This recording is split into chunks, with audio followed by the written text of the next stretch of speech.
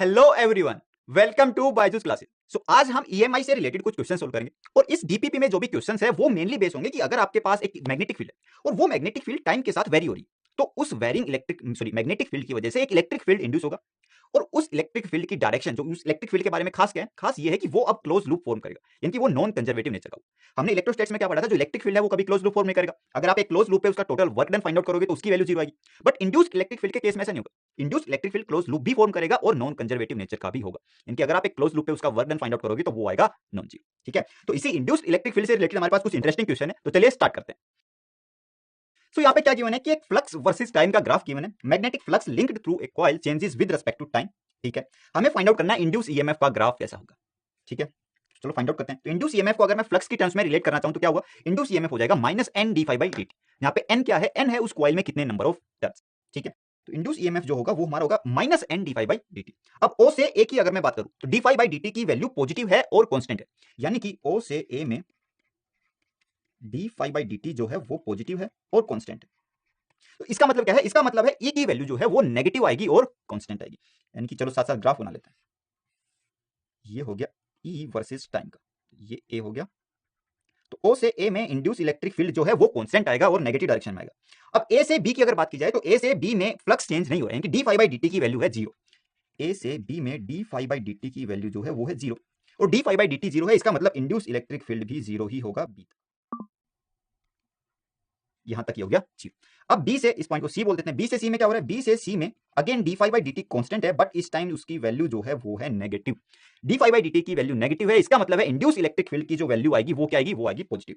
तो ये आ गया पॉजिटिव, और क्योंकि स्लोप कॉन्स्टेंट है तो ये वैल्यू कॉन्स्टेंट रहेगी। यानी कि ऐसा कुछ ग्राफ हमारा होना चाहिए। तो देखो ऐसा ग्राफ कहां पे गिवन है, ऐसा ग्राफ गिवन है ऑप्शन सी में केवल, तो option C will be the correct answer. So यहाँ पे हमारे पास क्या गिवन है कि एक फील्ड है आपके पास और वो फील्ड जो है कंटिन्यूअसली इंक्रीज हो रही है, यूनिफॉर्म मैग्नेटिक फील्ड है, बट टाइम के साथ वो इंक्रीज हो रही है। हमसे पूछा है instantaneous acceleration experience by an electron placed at point P, यानी कि हमने उसको अभी अभी रखा है तो उस पे इंस्टेंटेनियस इसी टाइम पे किस डायरेक्शन में फोर्स लगेगा। ठीक है, क्योंकि जस्ट जीरो के बाद यानी कि dt टाइम के बाद फोर्स की डायरेक्शन चेंज हो जाएगी, आपको बहुत सारे वेरिएबल्स कंसीडर करने पड़ेंगे। ठीक है, तो इसी टाइम पे t is equal to zero instant पे आपसे पूछा है कि इसका एक्सेलरेशन कहां होगा। एक्सेलरेशन मतलब फोर्स कहां होगा। ठीक है, तो एक्सेलरेशन फाइंड आउट करने के लिए मुझे चाहिए इंड्यूस्ड इलेक्ट्रिक फील्ड की डायरेक्शन। तो उसके लिए क्या करना है, उसके लिए p पॉइंट से होता हुआ एक सर्कल अज्यूम करो। पहले p पॉइंट से होता हुआ हमने मान लिया कि कुछ r रेडियस का एक सर्कल है। अब अगर मैं इस सर्कल को एज ए कॉइल कंसीडर करता हूं तो इस कॉइल में जो करंट फ्लो होगा उसकी डायरेक्शन क्या आप मुझे बता सकते हैं। इस कॉइल में मैग्नेटिक फील्ड जो है नीचे की साइड है और वो इंक्रीज हो रहा है, यानी कि ये कॉइल उसका अपोज करेगी तो उसकी वजह से जो भी मैग्नेटिक फील्ड आएगा वो ऊपर आएगा। और अगर मैं उंगलियों को कर्ल करता हूं तो मेरे पास जो करंट की डायरेक्शन आती है वो आती है एंटी क्लॉकवाइज, यानी कि इंड्यूस्ड इलेक्ट्रिक फील्ड की डायरेक्शन भी एंटी क्लॉकवाइज ही होगी। ठीक है, अब एंटी क्लॉकवाइज है तो पी पॉइंट पे कहां हो जाएगा, पी पॉइंट पे टेंजेंट ड्रॉ करेंगे, यानी कि पी पॉइंट पे इंड्यूस्ड इलेक्ट्रिक फील्ड की डायरेक्शन, किसकी, इंड्यूस्ड इलेक्ट्रिक फील्ड की डायरेक्शन होगी लेफ्ट में। बट आपसे पूछा था एक्सेलरेशन यानी कि फोर्स की डायरेक्शन। अब क्योंकि ये नेगेटिव चार्ज है तो फोर्स हो जाएगा अपोजिट यानी कि राइट साइड, तो आपका फोर्स कुछ ऐसा हो जाएगा। ठीक है, तो ये बात आपको ध्यान रखना। तो हमारा जो आंसर है वो है राइट साइड में होना चाहिए, बिल्कुल सही है। और अगर ऑप्शंस मैच करना चाहो तो ऑप्शन बी में गिवन है, यानी कि option B will be the correct answer. So यहाँ पे हमसे पूछा है सिलेक्ट द इनकरेक्ट स्टेटमेंट। सबसे पहली बात है कि हमें गलत स्टेटमेंट बतानी है, ये ध्यान रखना है। In the options regarding the properties of induce electric field, normally जो इंड्यूस इलेक्ट्रिक फील्ड होगा उसके बारे में कौन सी गलत है। तो देखो इंड्यूस इलेक्ट्रिक फील्ड और जो ऑर्डिनरी इलेक्ट्रिक फील्ड होता है उनमें इतना डिफरेंस है कि जो ऑर्डिनरी इलेक्ट्रिक फील्ड होगा वो कभी भी क्लोज लूप फॉर्म नहीं करेगा, बट इंड्यूस इलेक्ट्रिक फील्ड है वो हमेशा क्लोज लूप फॉर्म करेगा और नॉन कंजर्वेटिव नेचर का होगा। ठीक है, तो इतना ही फर्क है दोनों कि इलेक्ट्रिक फील्ड जो नॉर्मल होगा, जो हमने इलेक्ट्रोस्टैटिक्स में पढ़ा था, उसमें क्लोज लूप फॉर्म नहीं होगा कभी भी, और वो कंजर्वेटिव नेचर का होगा, यानी कि अगर आप एक क्लोज लूप में उसका टोटल वर्क डन देखोगे तो वो आएगा zero. But induce electric field के केस में ऐसा नहीं होता, इसमें क्लोज लूप बनेगी आपकी ऐसे, और अगर आप इस क्लोज लूप में टोटल वर्क डन देखोगे तो वो नॉन जीरो आएगा। ठीक है, तो अब ऑप्शंस देखो। ऑप्शंस पहला बोल रहा है it exist in circular loop, बिल्कुल सही बात है। दूसरा है कंजर्वेटिव इन नेचर, ये गलत है, ये नॉन कंजर्वेटिव फोर्स होगा, नॉन कंजर्वेटिव फील्ड होगा। ठीक है, तीसरा ऑप्शन है follow F is equal to Q E, बिल्कुल सही बात है, ये इस रिलेशन को पक्का फॉलो करेगा। और चौथा नन ऑफ दिस, तो हमारा ऑप्शन तो मिल गया। क्या बताना था, इनकरेक्ट, यानी कि option B. So option B will be the correct answer for this problem. So यहाँ पे हमारे पास क्या गिवन है, the magnetic field is increasing at a constant rate. Magnetic field जो है वो इंक्रीज कर रहा है, पहली बात। ठीक है, डायरेक्शन कहां है, क्रॉस है, मतलब नीचे है, डाउन द प्लेन। दूसरी बात पूछा ये है कि what is the direction of induced electric field. अब इस लूप में फ्लक्स कहां है, फ्लक्स है नीचे की साइड, और वो इंक्रीज हो रहा है डिक्रीज हो रहा है, फ्लक्स जो है इंक्रीज हो रहा है, यानी कि लूप जो है वो मैग्नेटिक लूप की वजह से जो मैग्नेटिक फील्ड आएगा वो ऊपर होना चाहिए, और ऊपर की वजह से करंट कहां होना चाहिए। अगर थंब को मैं ऊपर करता हूं, फिंगर्स को कर्ल करता हूं, यानी कि मेरी जो डायरेक्शन आती है वो कुछ ऐसे आएगी, यानी कि anti clockwise direction will be the direction, चाहे वो फिर करंट की डायरेक्शन पूछ रहा हो या इंड्यूस ईएमएफ की, इंड्यूस इलेक्ट्रिक फील्ड। ठीक है, तो जो इलेक्ट्रिक फील्ड की डायरेक्शन है वो हमारी होनी चाहिए एंटी क्लॉकवाइज, जो कि ऑप्शन बी में गिवन है, यानी कि option B will be the correct answer. So यहाँ पे हमारे पास magnetic field as a function of time given है, जो कि है b is equal to 1.5 T T. Time और ये है टेस्ला। ठीक है, exist in a cylindrical region of radius 25 centimetre.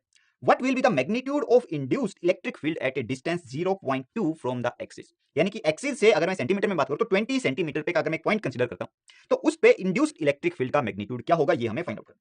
20 इसकी फील्ड की रेडियस क्या थी, फील्ड की रेडियस 25, यानी कि जो पॉइंट है वो फील्ड के अंदर ही है। इस पॉइंट को मैं पॉइंट पी कंसीडर कर देता हूं जो कि है 20 सेंटीमीटर दूर।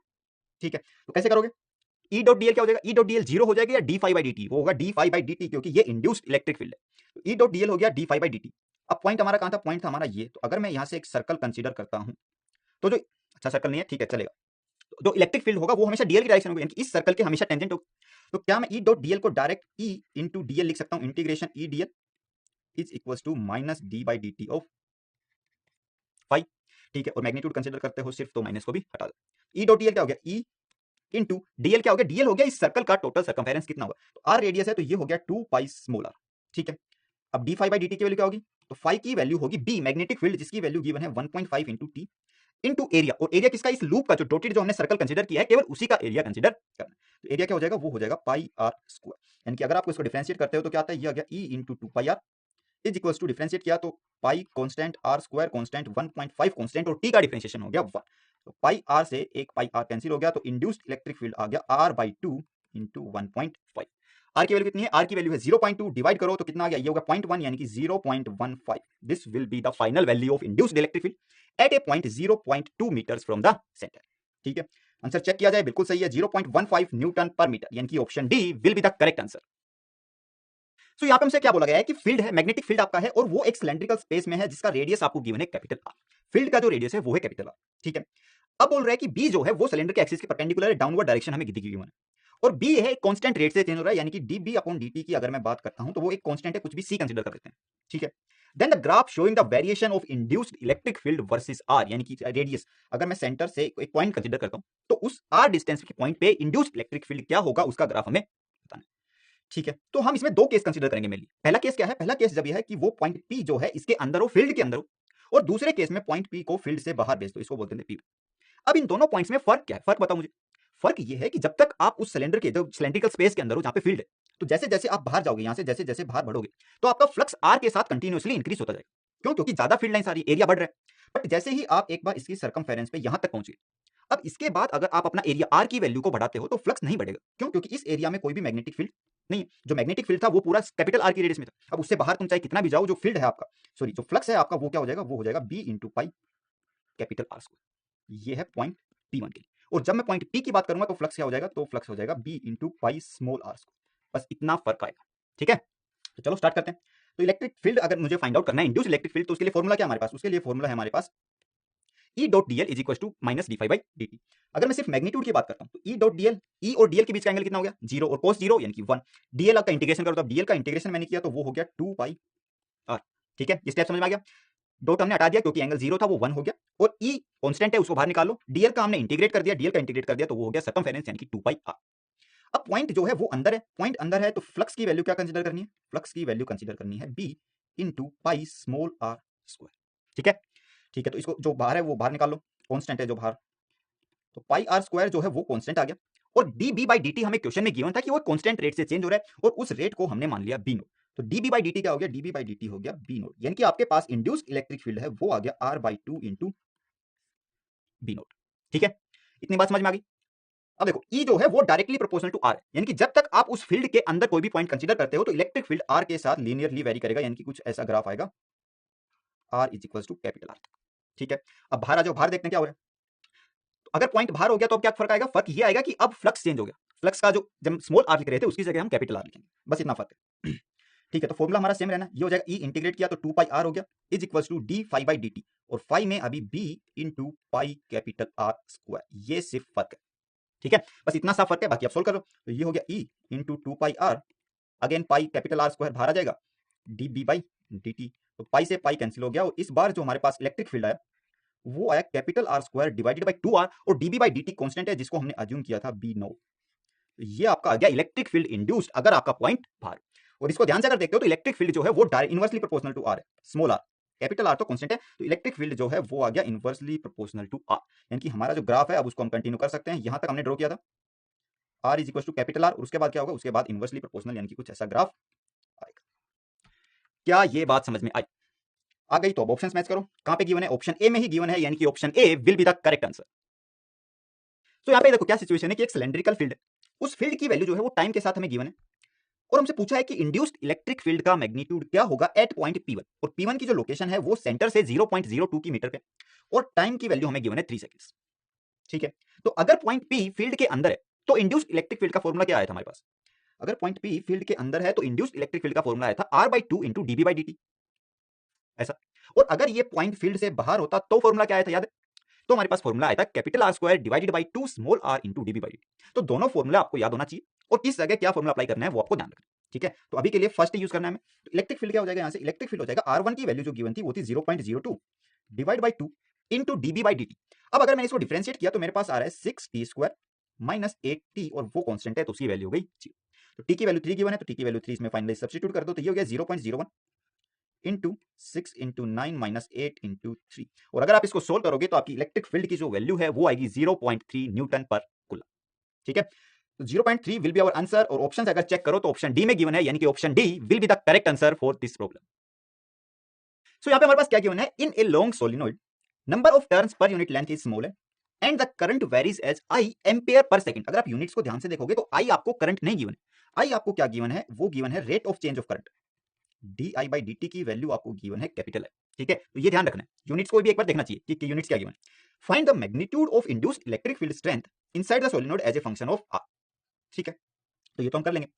तो पहले ये बताओ कि सोलिनॉइड के अंदर मैग्नेटिक फील्ड क्या होगा। याद है, सोलिनॉइड के अंदर मैग्नेटिक फील्ड आता था म्यू नॉट एन आई, जहां पे एन जो था वो था नंबर ऑफ टर्न्स, और आई जो था वो number of turns per unit length, और आई जो था वो करंट था। ठीक है, अब अगर किसी पॉइंट पे हमें electric induced electric field find out करना है तो वो क्या हो जाएगा, वो हो जाएगा R/2 इंटू dB/dt। अब क्या जो मैग्नेटिक फील्ड है वो टाइम के साथ चेंज हो रहा है? बिल्कुल हो रहा है, क्योंकि करंट जो है वो टाइम के साथ चेंज हो रहा है, और हमें गिवन है di/dt की जो वैल्यू है वो है कैपिटल आई, यानी कि इंड्यूस्ड इलेक्ट्रिक फील्ड यहां से क्या आ जाएगा, वो आ जाएगा R/2 into d/dt of mu naught N I. अब म्यू नॉट और एन तो कांस्टेंट है तो वो तो बाहर आ गया, और di/dt की वैल्यू आपको क्या गिवन है, वो है कैपिटल आई, यानी कि इंड्यूस्ड इलेक्ट्रिक फील्ड की जो वैल्यू है वो आपके पास आ जाएगी mu naught N R I divided by 2। ये हमारा फाइनल आंसर हो जाएगा। और अगर आप ऑप्शन चेक करना चाहो तो ऑप्शन बी में गिवन है, यानी कि option B will be the correct answer.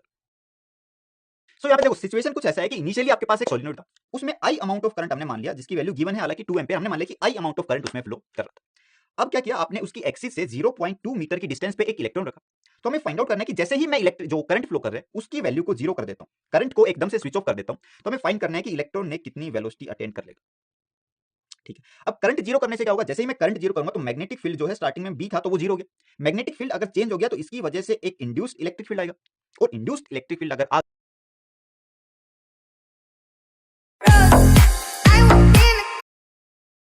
आ गया तो इलेक्ट्रॉन पे फोर्स लगाएगा और उसकी वजह से उसका मोमेंटम चेंज हो जाएगा।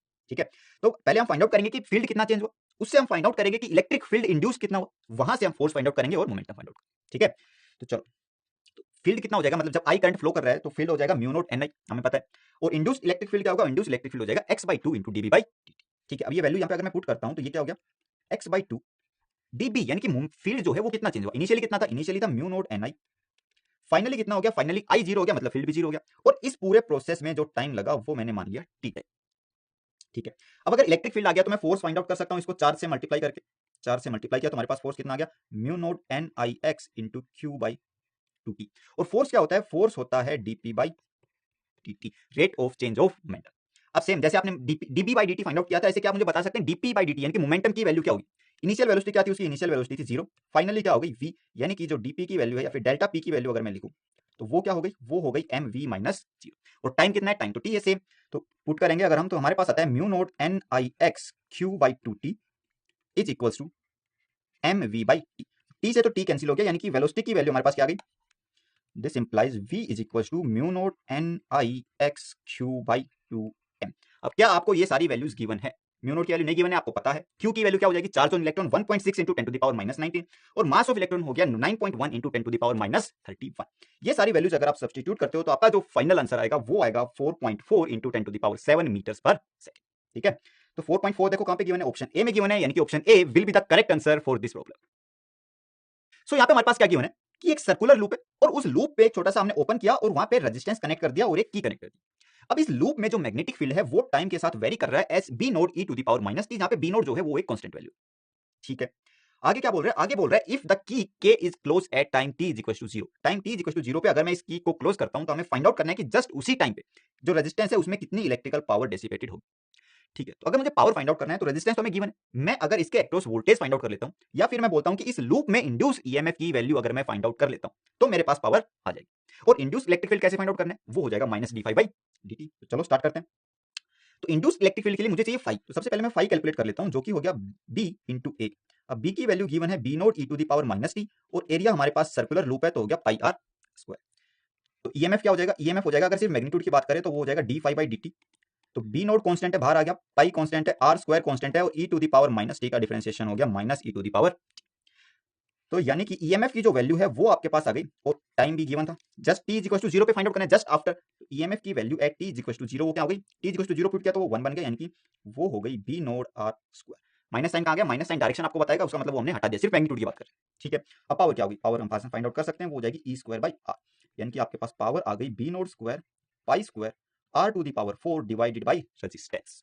ठीक है, तो ये आ गया आपका फाइनल आंसर जो कि बिल्कुल करेक्ट है। और अगर आप ऑप्शन चेक करना चाहो तो ऑप्शन डी में गिवन है, यानी कि option D will be the correct answer for this problem.